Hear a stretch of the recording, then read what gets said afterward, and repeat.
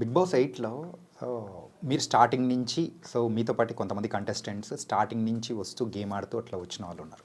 కాకపోతే మధ్యలో so wild card ఎంట్రీస్గా వచ్చి సో సెకండ్ ప్లేస్ వరకు కూడా వచ్చిన వాళ్ళు ఉన్నారు. లైక్ ఇన్ఫ్యాక్ట్ గౌతమ్ గారు. సో సో ఆ మూమెంట్ ఎలా అనిపించింది ఏంటంటే సో హాఫ్ వేలో మొదలుపెట్టిన వాళ్ళకి మేము స్టార్టింగ్ నుంచి ఉన్న వాళ్ళకి ద డిఫరెన్స్ అనేది లేదా అని మీకు ఎప్పుడు అనిపించలేదు? నాకేం అనిపించలేదు. It's part of a game. నేను ఇప్పుడు దాకా ఎప్పుడు ఎవరికి పాయింట్అవుట్ చేసి మీరు మధ్యలో వచ్చిన వాళ్ళు అది ఇది అని చెప్పలేదు. బట్ యా ఒక్క చోట నేను చెప్పింది ఏంటంటే ఫస్ట్ నుంచి కష్టపడిన వాళ్ళకి ఆపర్చునిటీ నేను ఇవ్వడం ఇష్టపడతా. దాని మధ్యలో వచ్చినప్పుడు ఆబ్వియస్లీ మీకు కావాల్సిన వాళ్ళు ఆల్రెడీ సపోర్ట్ చేస్తున్నారు, నాకు కావాల్సిన వాళ్ళకి నేను చేస్తానని చెప్పాను. కానీ వాళ్ళు వచ్చిన తప్పు నేను ఎప్పుడు చెప్పను కూడా. It's a process, it's a game show. నేను చెప్పాను కదా అదొక పార్ట్ లైఫ్ అన్నట్టు తీసుకున్నానని. లైఫ్లో కూడా మధ్యలో చాలామంది వచ్చేసి వెళ్ళిపోతూ ఉంటారు. సో మీ లైఫ్లో కూడా అలా మధ్యలో వచ్చి వెళ్ళిపోయి చాలామంది ఉంటారు. మీ లైఫ్లో ఉంటారు ఆబ్వియస్లీ, ఎవ్రీ వన్స్ లైఫ్లో ఉంటారు. మీ స్కూల్ ఫ్రెండ్స్లో ఎంతమంది ఇంత క్లోజ్గా ఉన్నారు? మీ కాలేజ్ ఫ్రెండ్స్ ఎంతమంది ఉన్నారు? మీ ఫస్ట్ క్రష్, ఫస్ట్ లవ్ చాలామంది ఉంటారు. మీ ఒపీనియన్లో లవ్ అంటే ఏంటి? యాక్సెప్టెన్స్ దేని గురించి? ఎవ్రీథింగ్. ఏదైనా యాక్సెప్ట్ చేయాలి అంతే కదా. లవ్ చేసినప్పుడు యాక్సెప్ట్ చేయాలి కదా. ఇప్పుడు అమ్మ నాన్న నేను తప్పు చేశాను అనగానే ఆ తప్పును ఒప్పుకునైనా గిట్ట ఒప్పుకుంటారు కదా నా బిడ్డ అని. That is acceptance. ఎక్స్పెక్టేషన్స్ కన్నా యాక్సెప్టెన్స్ కొంచెం ఎక్కువ ఉంటే బెటర్ ఫ్రమ్ మై దృష్టిలో. And respecting each other values అంటే బోత్ సైడ్. చిన్నోడు పెద్దోడు సో ఈ యొక్క మాటలు కానీ సో బయట మీరు సోనియా గారు అండ్ పృథ్వీ సో మీరు ముగ్గురి యొక్క కెమిస్ట్రీ ఏంటి అసలు? మనం కనెక్ట్ అయ్యాం అలా. పెద్దోడు అంటే నేను పెద్ద కొడుకు అని, చిన్నోడు అంటే ఆడు చిన్న కొడుకు అని. She big sister is nothing but an mother. So మన దృష్టిలో అదే. ఇంకా నలుగురు కనుక ఏం కనిపిస్తుంది దానికి మేము I can't explain anything for that.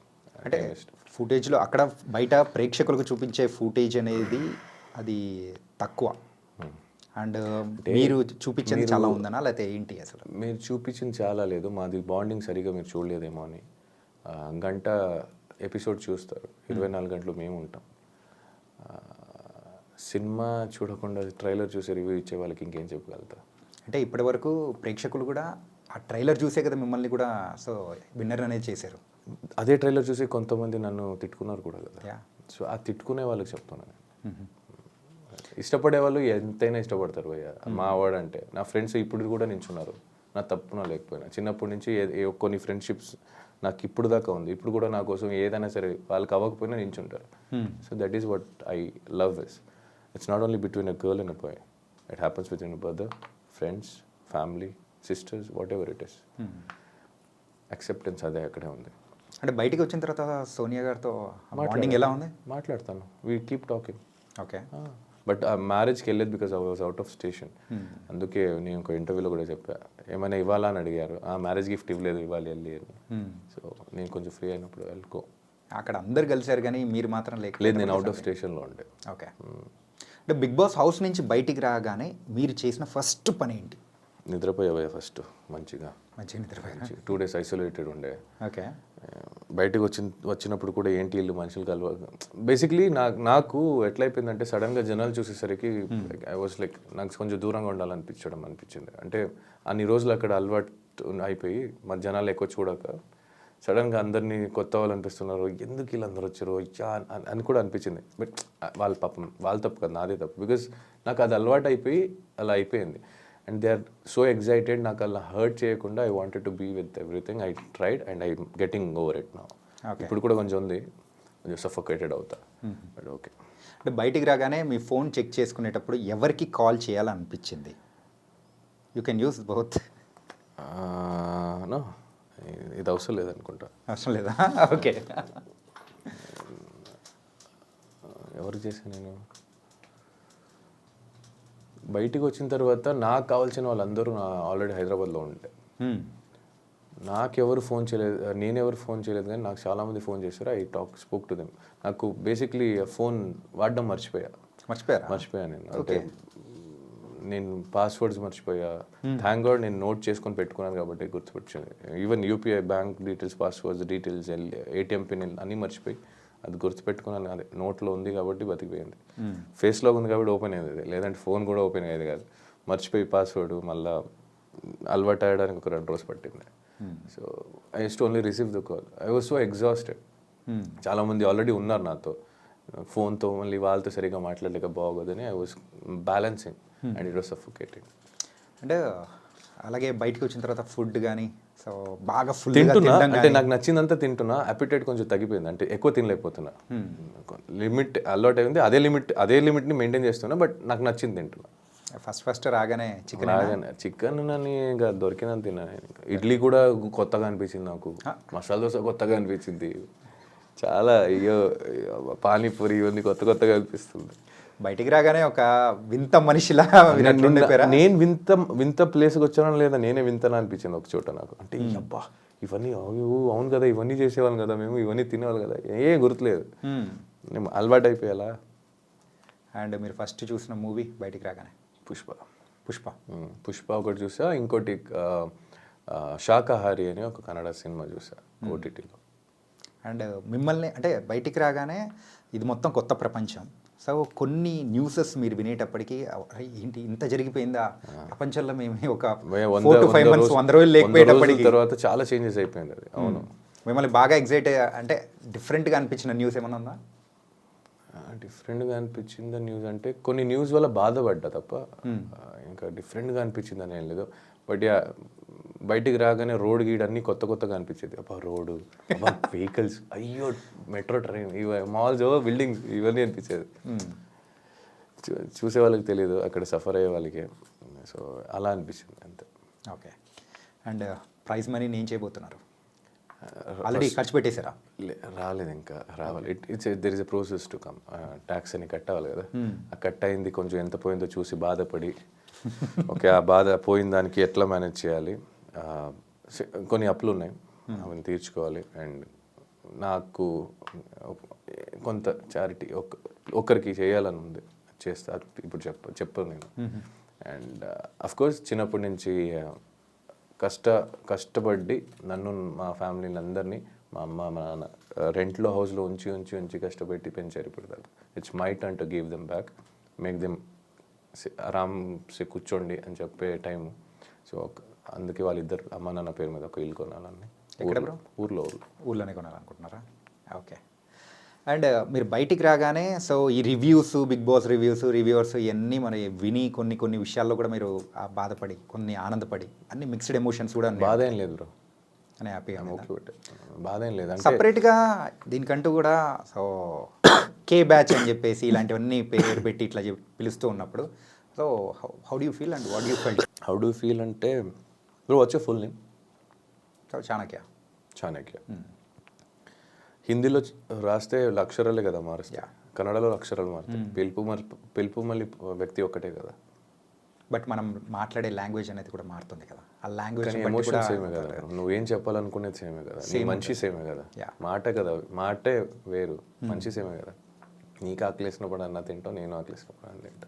నీకు బాధ అనిపించినప్పుడు ఏడుస్తావు, నేను బాధ అనిపించినప్పుడు ఏడుస్తాను. ఏంటంటే ఒకటనని మీరు అనుకుంటున్నారు, కాకపోతే మిమ్మల్ని సపరేట్గా సెగ్రిగేట్ చేయాలని ఒక టైప్ ఆఫ్ అంటే కొంతమంది ఇలా చేయడం అనేది కరెక్ట్ అంటారా? అంటే బేసిక్లీ నాకు అడిగితే నాకు అందరూ ఒకటే. ఇంకా చేసిన వాళ్ళ గురించి చెప్పమంటే మేబీ వేరేం దొరకలేదేమో. ఓకే. మేబీ వాళ్ళ దగ్గర ఇంకేం చేత కాదేమో. ఈ డివిజన్ యూనిటీగా ఉండాలి అని వీళ్ళే ఒక చోట వీడియో చేసి పెట్టేవాళ్ళు, వీళ్ళు వేరే బ్యాచ్, వీళ్ళు వాళ్ళ బ్యాచ్ అని చెప్పి మేబీ గేమ్ ప్లాన్ ఏమో, మేబీ వాళ్ళ గేమ్ ఏమో, మేబీ వాళ్ళకి వచ్చేది అంతే ఏమో. It can be anything. Okay. So I don't care. ఎందుకంటే ఏ జనాలు నన్ను ఇష్టపడి ఇక్కడ దాకా తీసుకొచ్చారో అదే జనాలు నన్ను ఇష్టపడి ఓట్ చేశారు. సో ఆ జనాలు నాకు responsible, not this waste candidates. I don't care about those. అంటే బయటికి వచ్చిన తర్వాత చాలామంది మన బిగ్ బాస్ కంటెస్టెంట్స్ ఇంటర్వ్యూస్కి వెళ్ళినప్పుడు కూడా సో ప్రతి ఒక్క చోట మీ గురించి క్వశ్చన్ అడిగి సో దీని గురించి కొంచెం హైలైట్ చేస్తూ ఉన్నట్టు కూడా మీ దగ్గరికి వచ్చినప్పుడు వాట్ ఐ ఫెల్ట్ ఈజ్ అంటే ఇన్ఫ్యాక్ట్ చెప్పాలంటే సింపుల్గా ఇన్ని యూట్యూబ్ ఛానల్ ఉన్నప్పుడు సో కొన్ని తమ్నేల్స్ అనేది కూడా మీ పేరు మీద కూడా కొన్ని ఇట్లా అంటే చేసి నేను అదే ఒక చెప్తా sensational అయిపోయింది. నేను అదే చెప్తా ఇప్పుడు వేరే 22 కంటెస్టెంట్స్ ఉన్నారు నాతో కలిపి 22 కంటెస్టెంట్స్తో ఆల్మోస్ట్ ఇంటర్వ్యూస్ చేసి నా పేరు మీద తమ్నేల్ పెట్టడం అనేది ఎట్లా అనిపిస్తుందంటే ఇన్సల్ట్ చేయట్లేదు, డైరెక్ట్గా చెప్తున్నా, ఇండైరెక్ట్గా ఏం కాదు. ఎవరితో చేశారో వాళ్ళు పెట్టండి. ఎందుకు ఈ న్యూస్ అంటే ఒక హ్యూమానిటీ లేకుండా ఎవరినో వాడుకొని మీ ఛానల్ని ముందు తీసుకెళ్ళే దీనికోసం వేరే వాళ్ళని వాడుతున్నారు అనిపిస్తుంది తప్ప మీ దగ్గర టాలెంట్ లేదనిపిస్తుంది నాకు. If you still want do that, మీరు అదే ఇంకా నాది ఇంకో వ్యక్తిది తమ్నేల్ ఫోటోలు పెట్టే చేయాలంటే it's better you take it out your YouTube channel. Worthless అనిపిస్తుంది. ఇంకెన్ని రోజని వేరే వాళ్ళ పేరు మీద వేరే వాళ్ళ గురించి అడిగి వాళ్ళ గురించి ఇంకోటి చెప్పుకొని బతుకుతారు. You have nothing to do with your life. ఇంకోటి లేదా? అంతే, నేనే కనిపిస్తున్నాను ప్రస్తుతానికి, ఇంకోటి లేదా. నాకే ఉంది భయ్య చాలా చూసుకోవడం, గెలిచినా గెలవకపోయినా. నాకు ఫైనాన్షియల్ ఉంది, ఫ్యామిలీస్ ఉంది. I have many things to take care, I have many responsibility to take care. You guys have nothing.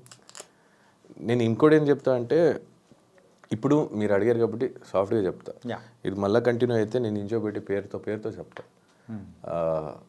It's better you don't గోక్ మీ. బాగా ఎవరో గోకారు అంటే నాకు ఇంకా ఎఫెక్ట్ కాదు, ఇంకో వ్యక్తికి ఎఫెక్ట్ అవుతుంది. I can sense it.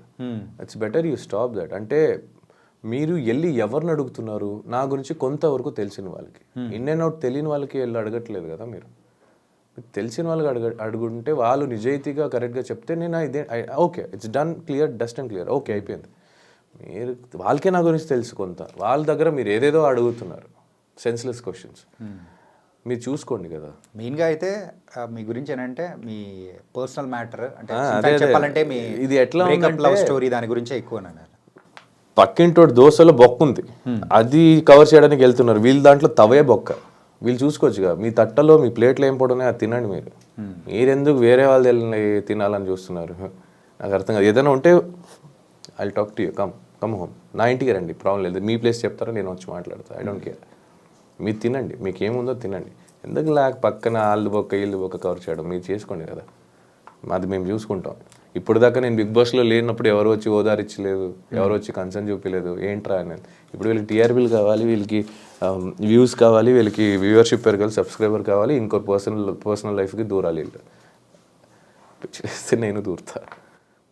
అంటే it's not that it's effecting me, it's effecting me because it is affecting someone. అంటే ఏంటంటే ఎక్కువ దగ్గర కూడా మీరు మీ ఒక రిలేషన్ గురించి కానీ ఎక్కువగా మాట్లాడకపోవడానికి అదర్ పర్సన్ ఎఫెక్ట్ అవుతున్నారనే ఉద్దేశం అని అనుకోవచ్చు కదా. అంతే. అండ్ ఇప్పుడు నా గురించి నేను ఎంతవరకు కేర్ చేస్తాను, ఎంతవరకు నాకు తెలుసు. నేను కావాలంటే నేను చెప్పుకుంటాను. ఐ డోంట్ నాకు ఏమనిపిస్తుందో నేను చెప్తాను, నాకు అనిపించేది వరకు.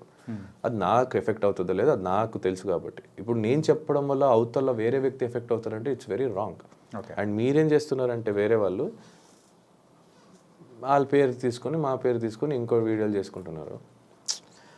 ఓకే అయిపోయింది, ఇంకా చాలు చేసింది వీడియో, బతికేసారు చాలే, కానీ ఇంకా కట్ చేసుకోండి, అంతే చెప్తా.